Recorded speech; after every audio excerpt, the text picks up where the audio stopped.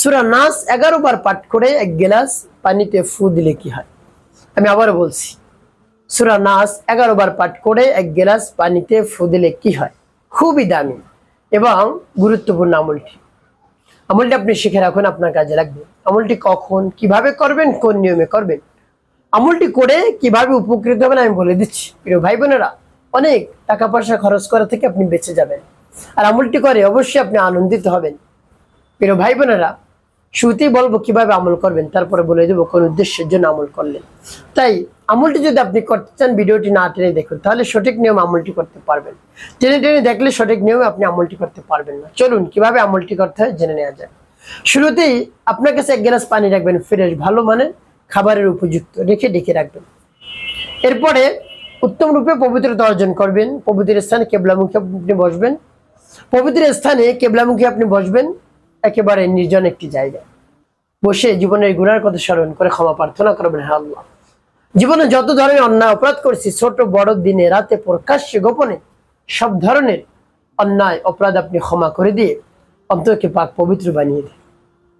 এভাবে আল্লাহ রাব্বুল আলামিনের কাছে বলবেন। তারপর 3 বার দুরূদ শরীফ সাল্লাল্লাহু আলাইহি ওয়াসাল্লাম, সাল্লাল্লাহু আলাইহি ওয়াসাল্লাম, সাল্লাল্লাহু আলাইহি ওয়াসাল্লাম, ইস্তিগফার দুরূদ শরীফ যখন পাঠ করা হয়ে যাবে, এরপর আপনি কি করবেন? এরপর আপনি সেই সূরা পাঠ করবেন, সূরা নাস। যখন পাঠ করবেন, রব্বি কারীমের কাছে বলবেন, আল্লাহ আমার আমলকে, আমার সময়কে কবুল করুন, আপনার শরণাপন্ন হয়েছে, আপনি আমার সমস্যার সমাধান করে দিন। এভাবে বলে সূরা পাঠ করবেন। পরবর্তী কি কি করবেন বলে দিচ্ছি, এবং পানি কেমন করে ব্যবহার করবেন সব বলে দিচ্ছি। আগে সূরাটি বলে নেই। আমার দেখার নিয়ম যে আপনি সূরাটি পাঠ করবেন। বিসমিল্লাহির রহমানির রহিম। قل أعوذ برب الناس ملك الناس إله الناس من شر الوسواس الخناس الذي يوسوس في صدور الناس من الجنة والناس। যখন পাঠ করা হয়ে যাবে, এরপর পানিতে একটু ফু দিবেন।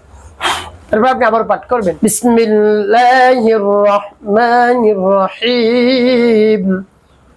قل أعوذ برب الناس ملك الناس إله الناس من شر الوسواس الخناس الذي يوسوس في صدور الناس من الجنة والناس। পাঠ করে সবাই।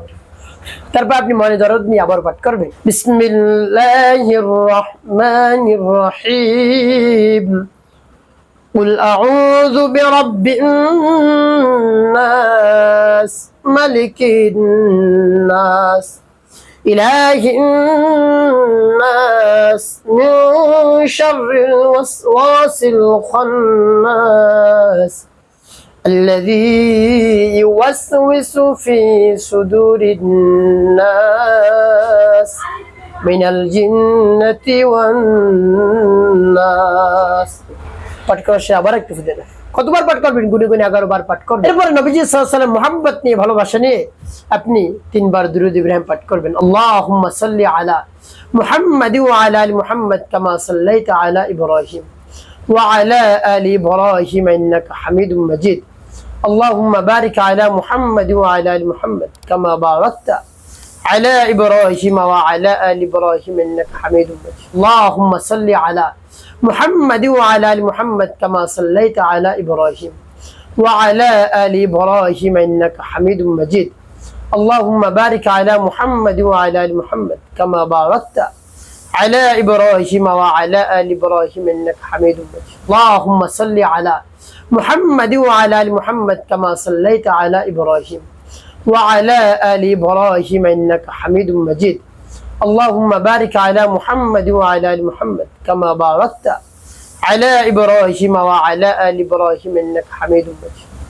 এভাবে যখন দুরূদ ইব্রাহিম পাঠ করা হয়ে যাবে, এরপর আপনি ফু দিবেন 2টি। প্রিয় ভাই, আমলটি করা শেষ। কোন উদ্দেশ্যের জন্য আপনি আমলটি করলেন, আপনি একেবারে অবাক হয়ে যাবেন। প্রিয় ভাই বোনেরা, আপনার যদি পেটের মধ্যে ব্যথা উঠে, দেখা যায় যে সময় পেটে ব্যথা উঠছে সে সময় আপনি হসপিটালও যেতে পারছেন না, বা হসপিটাল দূরে, কোনো গাড়ি নাই, কোনো যাতায়াতের কোনো পথ নেই, অনেক কষ্ট হবে যেতে। তো ইতিমধ্যে আপনি কি করবেন? আপনি তো কষ্টের কারণে চিৎকারে চেঁচামেচি করছেন। এমত অবস্থায় আপনি সামনে পানি নিয়ে অজু করে তারপরে সূরা নাস 11 বার পাঠ করে সেই পানি আপনি পান করুন, দেখবেন পেটে ব্যথা ভালো হয়ে যাবে। একেবারে কঠিন থেকে কঠিন পেটে ব্যথা, প্রচন্ড পেটে ব্যথা আল্লাহ রাব্বুল আলামিন দূর করে দিবেন। আপনি নিজে আমলটি করতে পারেন, আপনি নিজেও পানি পান করতে পারেন, এবং পাড়া প্রতিবেশী যারা রয়েছে তাদেরকে আপনি পানি পরিয়ে দিতে পারেন। নিয়ত করে তারা খাবে, নিয়ত করে তারা পান করবে, দেখবেন সুস্থ হয়ে যাবে ইনশাআল্লাহ। প্রিয় ভাই বোনেরা, একটি কথা আপনাকে মনে রাখতে হবে, 5 ওয়াক্ত নামাজ আদায় করতে হবে, মানুষের কল্যাণে খিদমতে কাজ করবেন, অবশ্যই আপনার জীবন সুখময় হবে, শান্তিপূর্ণ হবে ইনশাআল্লাহ।